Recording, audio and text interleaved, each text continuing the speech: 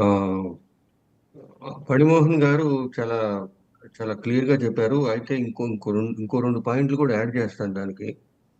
మనము ఇండియా మొదటి నుంచి ఇంపోర్ట్ ఇంపోర్ట్ డ్యూటీస్ అంటే అమెరికా నుంచి ఇండియాకి వచ్చేవన్నీ లగ్జరీ వస్తువులే ఇండియాలో. అమెరికా అమెరికా ఇండియాకి అమెరికా ఇండియాకి అమెరికా నుంచి ఇండియా దిగుమతి చేసుకునే వాటిల్లో ఏది కూడా నిత్యావసర వస్తువులు ఏమి ఉండవు. నిత్యావసర వస్తువులు ఇండియా అమెరికా నుంచి దిగుమతి చేసుకోదు. అన్ని లగ్జరీ వస్తువులే. ఈ లగ్జరీ వస్తువుల మీద విపరీతమైన ట్యాక్స్ ఉంది. నిజానికి అంటే ఇంత ట్యాక్స్ ఇంత ఈ- ఈ- ఆ, ఇండియా నుంచి అమెరికా దిగుమతి చేసుకునేవి, లేకపోతే ఇండియా అమెరికాకి ఎక్స్పోర్ట్ చేసే వస్తువుల మీద ఇలాంటి ట్యాక్స్ ఏమీ లేదు అసలు. ఏ ట్యాక్స్ లేదు. ఇప్పుడు మనం రకరకాల ఇప్పుడు మనం బంగినపల్లి మామిడి పళ్ళు పంపిస్తాం. దాని మీద ఏ ట్యాక్స్ లేదు. అమెరికా అసలు ఏ ట్యాక్స్ లేదు. ఇండియా నుంచి పంపించే దాని మీద దేని మీద ఏ ట్యాక్స్ లేదు. అమెరికా నుంచి వచ్చే హ్యార్లీ డేవిడ్సన్ మోటార్ సైకిళ్ళే తీసుకుందాం.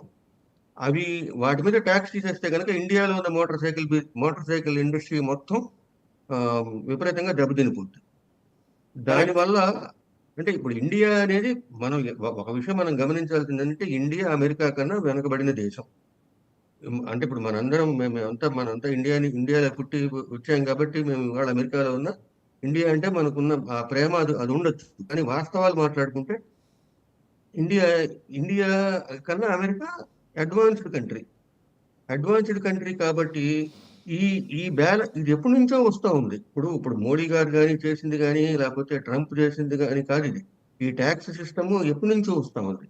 ఇప్పుడు ఇవాళ ట్రంప్ అదే అడ్వాంటేజ్ తీసుకుంటున్నాడు ఆయన. Trump is taking that as advantage. మన ఈ రెండు కంట్రీస్ మధ్య ట్యాక్స్ విషయంలో చాలా అబ్నార్మల్ తేడా ఉంది. ఆ, ఇప్పుడు మీరు ఇవాళ ఇప్పుడు అమెరికా నుంచి వస్తువుల మీద ట్యాక్స్ కనుక తీసేస్తే ఇండియన్ ఇండస్ట్రీ విపరీతంగా దెబ్బతింటది. అందువల్ల అయితే ఇప్పుడు రెసిప్రోకల్ ఇది ఎలా ఉందంటే, అదేదో ఒక కథ చెప్తారు. ఫ్రాన్స్ లో ఒక రాజుగారు ఒక దండోరా వేయించాడంట. ఉమ్. ఏంటి, రాత్రిపూట ఎవడన్నా గనక రోడ్డు మీద పడుకుంటే, ఆ, రాత్రిపూట ఇళ్లలో పడుకోకుండా రోడ్డు మీద ఎవడన్నా పడుకుంటే, వాడు డబ్బున్నోడైనా పేదోడైనా మేము లెక్క చేయం, వాడిని తీసుకెళ్లి వాడికి శిక్ష వేస్తామని చెప్పారంట. ఇది ఎట్లా ఉందంటే అట్లా ఉంది. ఇప్పుడు పేదవాడు అయితే రోడ్డు మీద ఎందుకు డబ్బుండి ఇల్లున్నోడు రోడ్డు మీద ఎందుకు పడుకుంటాడు? పేదవాడు కాబట్టి పడుకుంటాడు. ఇండియా ఇండియా ఇండియా ఇండస్ట్రీని ప్రొటెక్ట్ చేసుకోవడం కోసం లగ్జరీ వస్తువుల మీద ఇది వేసింది ఇది. కానీ ఇవాళ అయితే నెమ్మదిగా ఇప్పుడు ఇండియా ఎప్పుడైతే పెద్దది అవుతుందో ఇవాళ ఇవన్నీ ఎందుకు వచ్చినాయి? ఇండియా ఇవాళ అమెరికాతో పోటీ పడే స్థాయికి, చాలా విషయాల్లో పోటీ పడే స్థాయికి వచ్చింది. Very true. తర్వాత ఇండియా చేత అమెరికా తనకు కావాల్సిన పనులు చేయించుకోవడానికి మరి అమెరికా ఏం వాడుతుంది? ఇదే ఇదే వాడుకోవాలి కదా. ఇప్పుడు ఇక్కడ ఇక్కడ మీకు ప్లస్ మైనస్ రెండు చెప్తాను. ఇప్పుడు మోడీ గారు మనం పార్టీలన్నీ పక్కన పెట్టి మాట్లాడాలి. ఇప్పుడు ఈ పార్టీల తరపున మాట్లాడే కొంతమంది వాళ్ళని అసలు అసలు మనం పూర్తిగా ఇగ్నోర్ చేయాలి. శశి థరూర్ గారు చాలా మంచి కామెంట్ చేశారు. I really appreciate him. Congress A party అయినా సరే ఒక దేశం తరపున ఆయన అట్లా తీసుకుంటే మోడీ గారికి ఆయనకు అర్థమైంది. మోడీ గారికి కానీ, ఇక్కడ అమెరికాలో ఉన్న మన ఇండియన్స్ కానీ, ఇండియాలో ఉన్న కాస్త కాస్త ఏమాత్రం ఇంగిత జ్ఞానం ఉన్న వాళ్ళకైనా మోడీ గారు తన ప్రయత్నం తను చేశారు. ఆ? ఆయన ప్రయత్నం ఆయన చేశారు. కానీ ఇక్కడ ఇక్కడ నెగోషియేట్ చేయడానికి రూమ్ ఏమీ లేదు ఇండియాకి. ఏమీ స్పేస్ రూమ్ లేదు. లేదు. స్పేస్ లేదు అక్కడ. ఇప్పుడు ఇల్లీగల్ ఇమిగ్రెంట్స్ ఉంది. ఇప్పుడు మన దేశంలో ఇల్లీగల్ ఇమిగ్రెంట్స్ అంటే ఒక నేరం చేసినవాడు హైదరాబాద్ లో ట్రాఫిక్ పోలీసు ఇప్పుడు ఎవడన్నా రాంగ్ రూట్ లో వస్తున్న పోలీసు వాడిని ఎవరన్నా పట్టుకొని అయ్యా సార్ రండి సార్ అని చెప్పి వాళ్ళని ఏమన్నా గౌరవంగా మాట్లాడతారు? ఎంత ఇదిగా మాట్లాడతారు? నేరం చేసిన వాడిని నువ్వు వాడిని మర్యాదలతో పంపించాలంటే, ఇప్పుడు మర్యాదలు అంటే ఇంకొక మాట చెప్తాను. అమెరికాలో ఇట్లా ఇట్లా ఇట్లా మన ఇండియాలో పోలీసులు చేయి చేసుకోవటమో లేకపోతే నానా మాటలు మాట్లాడటమో చేయరు. వీళ్ళు ప్రాసెస్ ప్రకారం వెళ్తారు. ఇక్కడ ఇక్కడ ఇక్కడ ట్రాఫిక్ పోలీస్ పట్టుకున్నా సరే ట్రాఫిక్ పోలీసు కూడా బేడీ లేదేస్తారు చేతికి. అంటే వీడు వెంటనే అడిగినవన్నీ ఇన్సూరెన్స్ కార్డు, రిజిస్ట్రేషన్ కార్డు, అంటే పిల్లి కళ్ళు మూసుకొని పాలు తాగుతుంటే అది ఇప్పుడు ఎవరు చూడట్లేదు అనుకుంటున్నారు. ఇట్లాంటివి ఇవన్నీ మనోళ్ళు చేసే పనులు ఎన్నో ఇట్లాంటి అక్రమాలు చేశారు. ప్రతిదానికి ఏదో ఒక ఇది వచ్చిన తర్వాత అంటే ఒక దశ వరకు ఆ, ఇది చేస్తారు. టాలరేట్ చేస్తారు. తర్వాత ఒక దశ వరకు ఒక టాలరేట్ దశ వరకు చూసుతున్నట్టు వదిలేశారు. అమెరికా కాబట్టి ఇన్నాళ్ళు చూసుతున్నట్టు వదిలేసింది.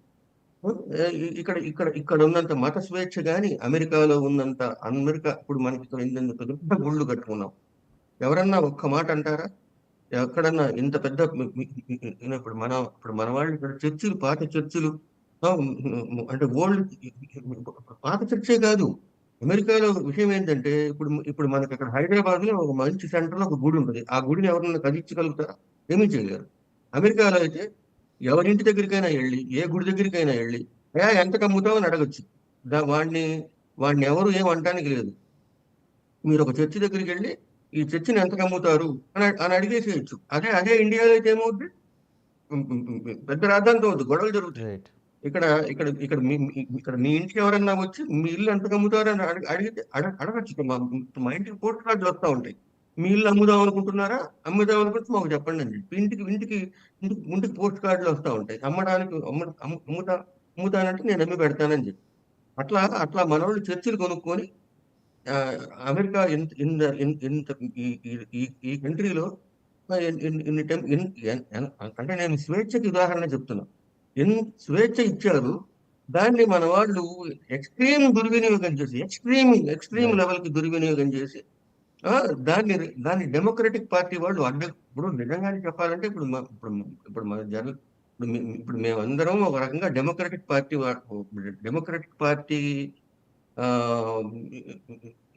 యూనో ఇండియన్స్ ఇమిగ్రెంట్స్ అంతా వచ్చిన వాళ్ళు అంటే వీళ్ళు కూడా ఈ డెమోక్రటిక్ పార్టీ వాళ్ళు ఏం చేశారు?